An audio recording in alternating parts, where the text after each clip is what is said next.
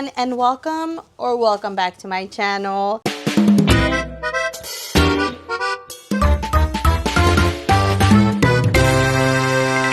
If you are new here, my name is Maritza, and this week we're going to be reading nothing but non-fiction. It is a new year, and one of my goals is to read more of non-fiction. Now, I don't know how this week is going to go because I'm really not a non-fiction reader. But if I do have to read non-fiction, the best thing that I can think of is to read a memoir. A, because I'm nosy, and B, because some people just have some weird upbringings and or traumatic childhoods. The book that I'm going to be starting with is none other than Beautiful Boy by David Sheff. Now, I have already started this book. I'm about 90 pages in. We are following a father who is going through his life journey, and his son turns out to be a drug addict. Beginning half of this, I'm not going to lie to you, was a little bit boring. But I don't know if it's because of the memoir or because it takes me a little bit to get into books to begin with. Like the first 50 pages of a new book, I really struggle through it. Like, I don't know if this is an original experience. You guys let me know if it's not. But every time I start a new book, throughout those first 50 pages, I'm like, do I really even like reading? Do I? And then I get halfway and I'm like, I love every minute of this. But other than that, it is starting to pick up. We are starting to see the signs of Nick's addiction. And so that's getting a little bit more interesting. But I do have a bone to pick. Oh, I have such a bone to pick because this man, you're telling me he is going through this with his son. He is trying to steer his son away from drugs at an early age. We are talking about high school aged. And his son, mind you, he's already been caught and gotten in trouble for having the devil's lettuce. And his son pulls out a joint of the devil's lettuce and he's like, do you wanna puff? Do you want a little? And what does this man do? What does this man do when not just not even a week ago, maybe a couple of days ago, he's telling him, don't do that. Don't, listen from my mistakes. Please do not do drugs. What does he do? Sure, I'll take a little bit. What kind? Why? If we're trying to steer clear of the drugs, of the devil's lettuce, you're gonna go ahead and sit there, do it with him? No, sir. So that has made me very enraged, as you can tell.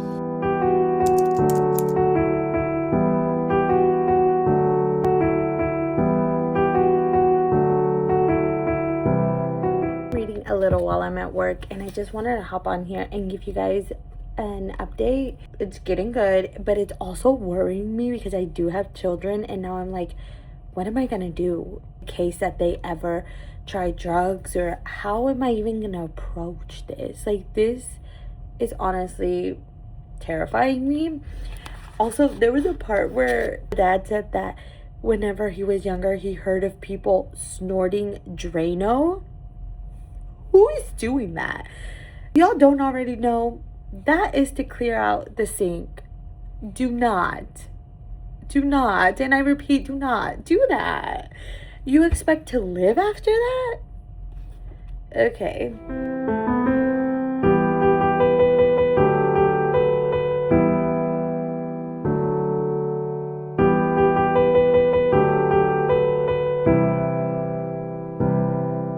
He got arrested. I just feel like a lot of the things that getting himself into are getting glazed over, and his dad is just like, oh, he's so sweet with my other children.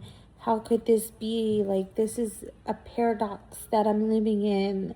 From him one moment being arrested to the next, him being sweet and a good brother to his siblings. I think what's still in my mind is that he took that frickin' joint and smoked with him. You're making it in his brain that you're allowing it. And I don't know, I just feel like he needs to be in more trouble for doing the things that he did.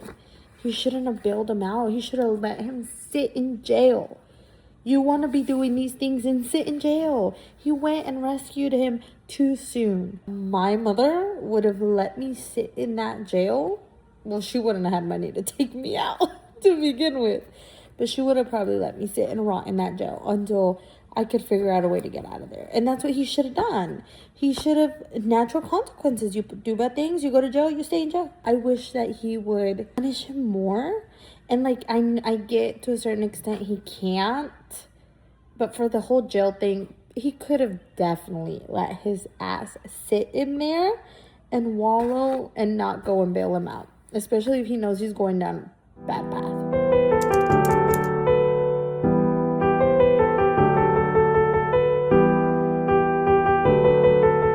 I was very angry at the beginning. It was really making me upset. You know how dad reacted to certain things.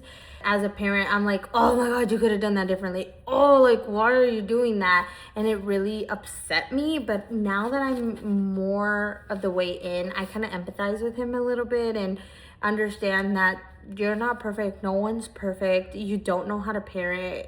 It's everybody's like first time. There's a million what ifs and if I could have done this better, if I could have done that. And you really can't change the past. And sometimes it's not about what you did. It's just about how the person is. I am really enjoying listening to some of the other stories that he starts to tell whenever he meets other people of addiction. A part of me that was angry in the beginning was a part where it's like he comes from such a good home. He has a stable home. Yes, his parents are divorced, but he has money for ski trips and there's food on the table, and his parents encourage him to go to school events and to do this and to do that. I can accept that a person coming from a bad home is more susceptible to abusing drugs and kind of wanting to escape. But I think it's really hard for me to acknowledge that people who have good lives also abuse drugs. To me, it just feels like, what are you doing? Like, I feel like, and this is a whole rabbit hole that I'm going to go through, but I feel like people should be more scared of drugs. It can so easily go wrong, and I feel like more people don't understand that. Like, there's bad trips, there's how you even get it in your body to begin with. I don't know. And once again, I don't know if it's because I come from a household that has had substance abuse. So it's really easy for me to be thinking it's icky and scary. Like, yes, you can have a wonderful time, but you could also die. But I don't get it. I wish that I could. I am empathetic to it 1,000%. I know it's very hard once you're on something to kind of shift your mindset and get off of that. Same time, just say no. Like, I know that that's so easy for me to say, but it's a scary thing to do these things. And I feel like there should be more educational programs to show that this is a scary thing, that it's not always something you come back from. And I know that not always do those things help, but you know what? I'm on the boat where we need to bring DARE back. Like, does anybody remember DARE? That absolutely scared the living crap out of me when I was little. I think it's cool to not use drugs. I think it is so freaking amazing to be a weirdo and have a personality and have fun without drugs. How cool is that? Not having to change your personality. And I think that's a message that we should spread around more. So let's do it. You and me and you, bestie. Smoking the devil's lettuce here and there, okay. But maybe if someone comes up to you and says you want to try crystal meth, maybe say no. Maybe just say, hey, that sounds like not a good idea. Let's not do that. Or if somebody comes up to you and literally tells you, let's snort some Drano, let's say no. Let's keep all chemicals out of your body.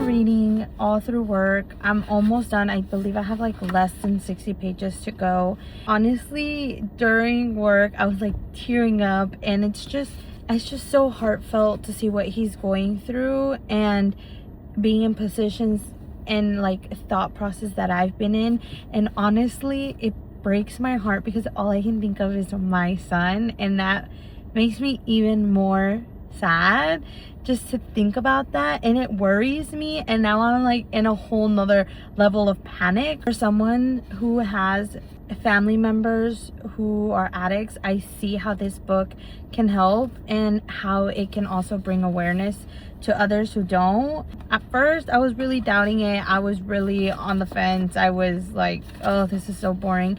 But the more you get into it, the more you get attached to these characters who are not even characters. Like, this is their real life. Realize, like, addiction can strike anyone. Doesn't matter skin color, age, geographic location, rich, poor, anyone. Like, it's really heartbreaking.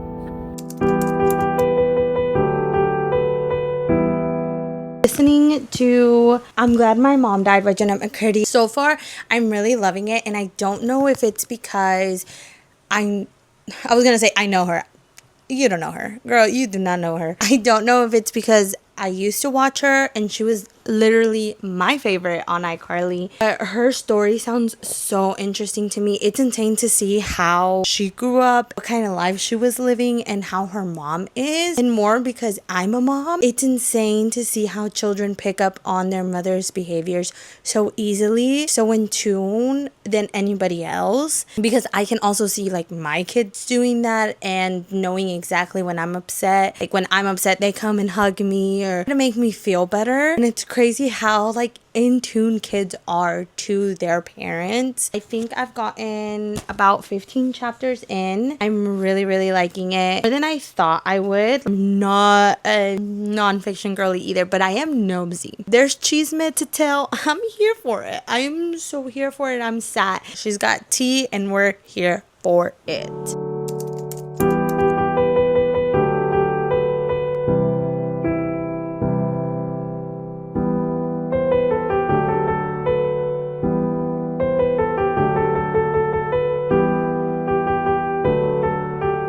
Cannot tell you guys how binge worthy this is. If you guys don't know who Jennette McCurdy is, she was a child actress on a Nickelodeon show in the early 2000s, the late 2000s, not sure on that timeline. I grew up watching her on iCarly, so I don't know if I feel a little bit more connected to her because of it. It is so good. It is so addicting. It's so hard to put down. Her mom is a different kind of manipulative. It is so crazy to see what was going on behind the scenes when we were getting enjoyment and laughter from her acting and her career, and she was really living this miserable life. Insane to see how her brain worked at that time, especially her being only 6-7 years old, wanting to please her mom. Her to look so happy on screen and to be completely different off of it and just struggling so hard in her life.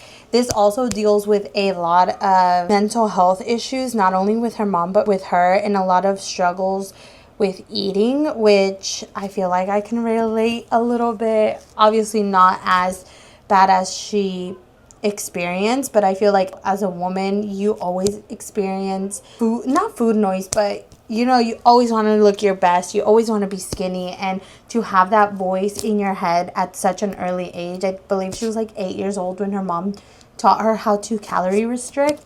That's insane, and that is just heartbreaking. And as someone who has a daughter, I would never want to push that on them, especially knowing like I already have food noise and I already need to cut down and I need to lose weight and I need to be on diet. And for a 8-year-old, 9-year-old to already start calorie restriction is insane. And it just blows my mind that any mom would be okay with showing that to their kids. I don't know, it's just, it mind boggles me, and it makes me hurt for her. I hope that she can get better. I hope that she is better. I feel like those are all the updates I have on her. Almost done reading it. Like I said, I'm literally started it last night and I have not been able to put it down. I have been listening to it because she is the one narrating it. I've gotten to chapter 55, which is page like 180. I only have a few pages left to go. I think I have under 100 pages to go, and I will be so back as soon as I finish. Officially finished I'm Glad My Mom Died by Jennette McCurdy. I'm not gonna rate it because it is a memoir and I feel like it's kind of wrong to rate someone else's life. This was so fast paced. The chapters were so small. The audiobook was a 10 out of 10. I literally read this in under a day because I just couldn't keep my hands off of it. Any speck of time that I had, I was listening to this. And I don't know if I feel more connected because I knew her from my childhood, but this really goes to show that you never know what's going on in someone else's lives.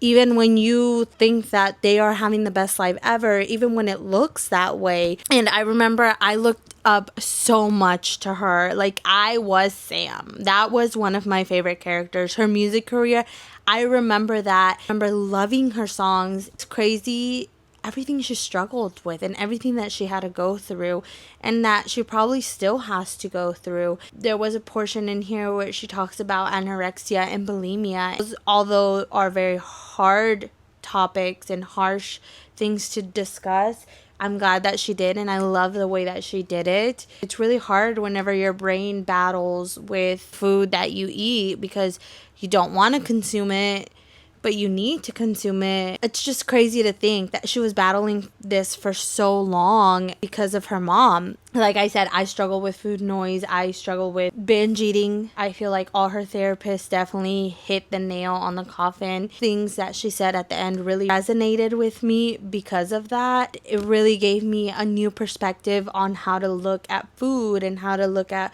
when you mess up. Really eye-opening. Really, really, really enjoyed it. And I can't believe I had this on my TBR for almost 2 years. I unread when I feel like this is going to be one of my favorite memoirs. It's just really impactful. I really recommend this. Definitely recommend anybody to read it, and especially even more if you struggle with any kind of eating disorder. I have officially finished Beautiful Boy. Let's talk about it. The first 40 to 50% of the way in, I wasn't like super intrigued. I was almost wanting to DNF it. It starts off with so much of him and his son's background, which later on makes sense. However, at the beginning, it was just like, he's such a good boy. He's doing all these great things. My kid is the best. And as a parent, I love and understand that. Love hyping up my babies. But after a while, it got kind of repetitive. And then once we started getting into the nitty gritty of his addiction and him starting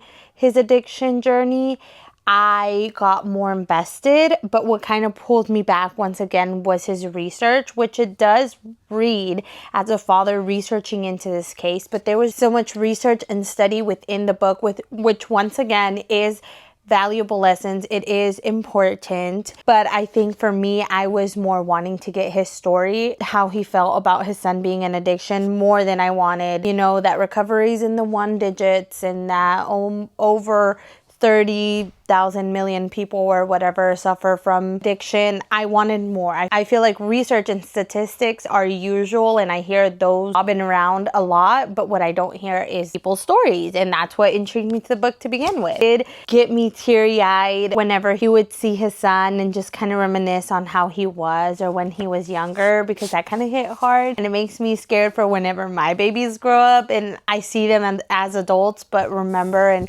reminisce them as little bitty babies. But yeah, overall it was a good read, very intriguing. I also ended up watching the movie with my husband. My husband loved the movie, but me not so much, just because I feel like it wasn't the book. But what's new? Book is always better. That is all for our week of reading nothing but non-fiction. I hope you liked it and enjoyed watching me suffer, but not really. We've come to the conclusion that nonfiction doesn't always equal boringness. I did actually have a good time reading both of these books. So with saying that, comment down below, let me know, is there any other nonfiction stories that you guys loved that y'all recommend for me to read? And until next time, bye.